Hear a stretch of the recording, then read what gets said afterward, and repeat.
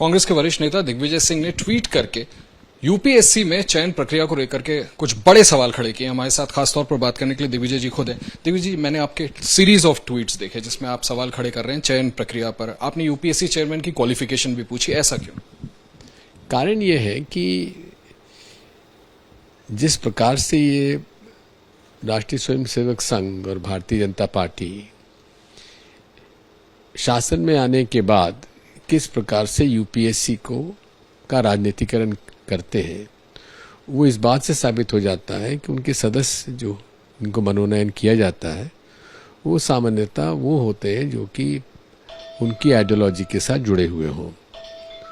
इसी के साथ साथ जो एक्सपर्ट्स बुलाए जाते हैं वो भी संघ से जुड़े हुए लोग ही बुलाए जाते हैं, और इस वजह से ये इससे और साबित हो जाता है जो इन्होंने लिस्ट दी है कि किस तरह से एक ही राज्य के एक ही तरह के सरनेम्स के लोगों का सिलेक्शन हुआ है। ये तो सभी को सर्वविदित है कि संकल्प जो कोचिंग क्लासेस चलाते हैं वो ये संघ की विचारधारा के लोग चलाते हैं, और उस संकल्प से जो कोचिंग लेकर आते हैं उनमें जब से इनकी सरकार आती तो उसमें तादाद बढ़ जाती है सिलेक्शन की। जो गुरु पूर्णिमा पर सारे वहाँ लोग पहुँचते भी हैं। ये सब बातें सामने आती हैं, और जो जिस प्रकार से फैक्ट्स दिए गए हैं वो सब हमारे लिए चिंता का विषय है, क्योंकि कोई भी व्यक्ति जो कि एक विचारधारा से जुड़ा हुआ हो, और वो विचारधारा जिसमें कि कट्टरपंथी विचारधारा हो, वो कैसे निष्पक्षता से देश की सेवा कर पाएगा। राष्ट्रीय हमारी जो यूपीएससी है, एग्जामिनेशन से आते हैं आईएएस, आईपीएस और आईएफएस, इंडियन फॉरेस्ट सर्विस, कैसे वो निष्पक्षता से काम कर पाएगा, ये भी एक सोच का विषय है।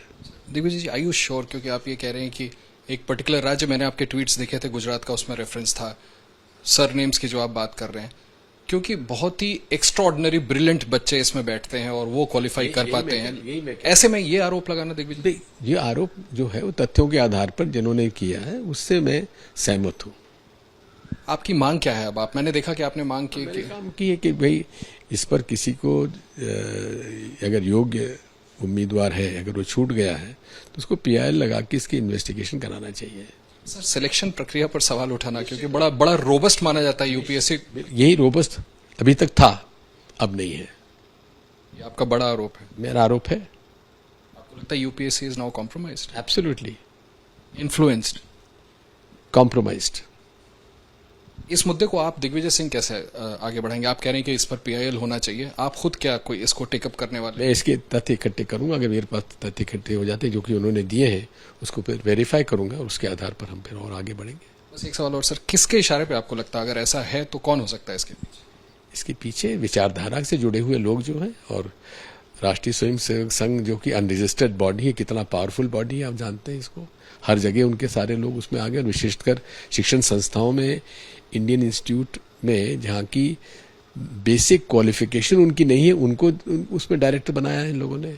अनेक मौजूदा सरकार पे भी सवाल खड़े कर रहे हैं? निश्चित तौर पर केंद्र सरकार पे मैं बिल्कुल आरोप लगा रहा हूँ इस बात का।